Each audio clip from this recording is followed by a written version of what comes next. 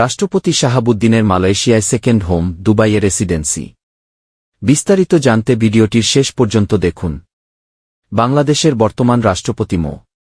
শাহাবুদ্দিন চুপ্পু মালয়েশিয়ায় second home এবং দুবাইয়ে রেসিডেন্সি রয়েছে বলে দাবি করেছেন যুক্তরাজ্য প্রবাসী সাংবাদিক জুলকারনাইন সায়ের।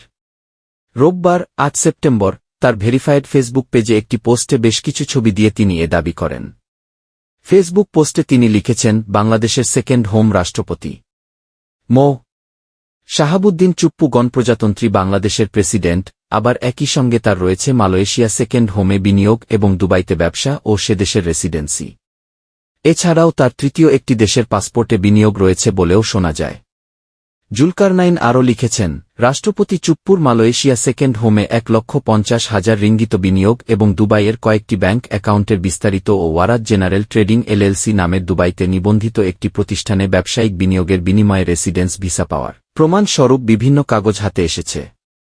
পোস্টে বলা হয়েছে, প্রশ্ন হল, রাষ্ট্রপতি চুপ্পু বিদেশে এসব বিনিয়োগের কোনো অনুমতি কি আদৌ গ্রহণ করেছেন?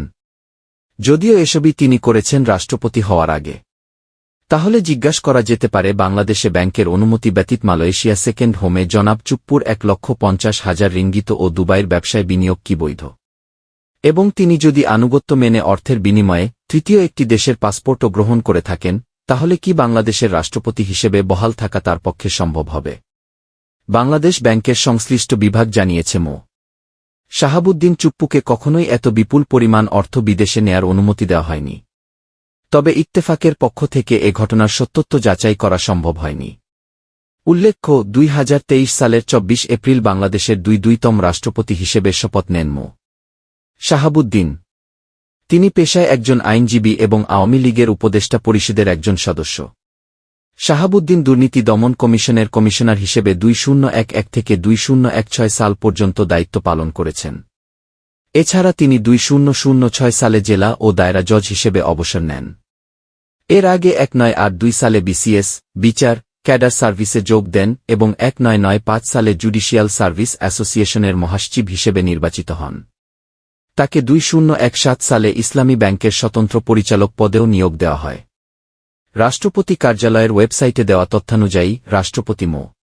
শাহাবুদ্দিন ১৯৪৯ সালের ১ ডিসেম্বর পাবনা শহরে জন্মগ্রহণ করেন। তিনি ১৯৭১ সালে পাবনা জেলার স্বাধীন বাংলা ছাত্র সংগ্রাম পরিষদের আহ্বায়ক ছিলেন এবং বাংলাদেশের স্বাধীনতা যুদ্ধে প্রত্যক্ষভাবে অংশগ্রহণ করেন। ছাত্র জীবনে তিনি পাবনা জেলা ছাত্রলীগের সভাপতি এবং ১৯৭৪ সালে পাবনা জেলা যুবলীগের সভাপতি হিসেবে দায়িত্ব পালন করেন। মো. শাহাবুদ্দিন রাজশাহী বিশ্ববিদ্যালয় থেকে মনোবিজ্ঞানে স্নাতক এবং স্নাতকোত্তর ডিগ্রি লাভ করেন। পরে পাবনা শহীদ আমিনউদ্দিন আইন কলেজ থেকে এলএলবি পাস করেন। ১৯৭৫ সালে বাংলাদেশের প্রতিষ্ঠাতা রাষ্ট্রপতি শেখ মুজিবুর রহমান হত্যাকাণ্ডের পর সামরিক আইনে তিনি ৩ বছর কারাগারে বন্দী ছিলেন। পরবর্তীতে তিনি শেখ মুজিব হত্যা মামলায় আইন মন্ত্রণালয় কর্তৃক নিযুক্ত সমন্বয়কারী হিসেবে দায়িত্ব পালন করেন। তিনি ১৯৮০-১৯৮২ সাল পর্যন্ত দৈনিক বাংলার বাণীর সাংবাদিক হিসেবেও কাজ করেন। মো. শাহাবুদ্দিন ২০০৬ সালে শ্রম আদালতের চেয়ারম্যান এবং ২০০৮ থেকে ২০১১ সাল পর্যন্ত বাংলাদেশ সুপ্রিম কোর্টের আইনজীবী হিসেবে দায়িত্ব পালন করেছেন। তিনি ২০০১ সালে সাধারণ নির্বাচনে বিএনপি জামায়াত জোট ক্ষমতায় আসার পর আওয়ামী লীগ ও তার সহযোগী সংগঠনের নেতাকর্মী এবং সংখ্যালঘু সম্প্রদায়ের জনগোষ্ঠীর উপর হামলা, হত্যা, ধর্ষণ ও লুণ্ঠন ও মানবতাবিরোধী কর্মকাণ্ডের অভিযোগ অনুসন্ধানে গঠিত বিচার বিভাগীয় তদন্ত কমিশনের চেয়ারম্যান হিসেবে দায়িত্ব পালন করেছেন। মো. শাহাবুদ্দিন ২০২০ সালের জানুয়ারিতে বাংলাদেশ আওয়ামী লীগের উপদেষ্টা পরিষদের সদস্য নির্বাচিত হন। তিনি আওয়ামী লীগের প্রচার ও প্রকাশনা উপকমিটির চেয়ারম্যান হিসাবেও দায়িত্ব পালন করেন। সর্বশেষ ২০২২ সালে তিনি বাংলাদেশ আওয়ামী লীগের জাতীয় কাউন্সিলের নির্বাচন কমিশনার হিসেবে দায়িত্ব পালন করেছেন।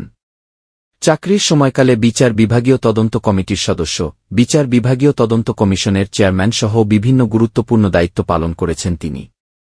ব্যক্তিগত জীবনে মো. শাহাবুদ্দিন এক পুত্র সন্তানের জনক এবং তার স্ত্রী প্রফেসর ড. রেবেকা সুলতানা সরকারের সাবেক যুগ্ম সচিব হিসেবে দায়িত্ব পালন করেছেন।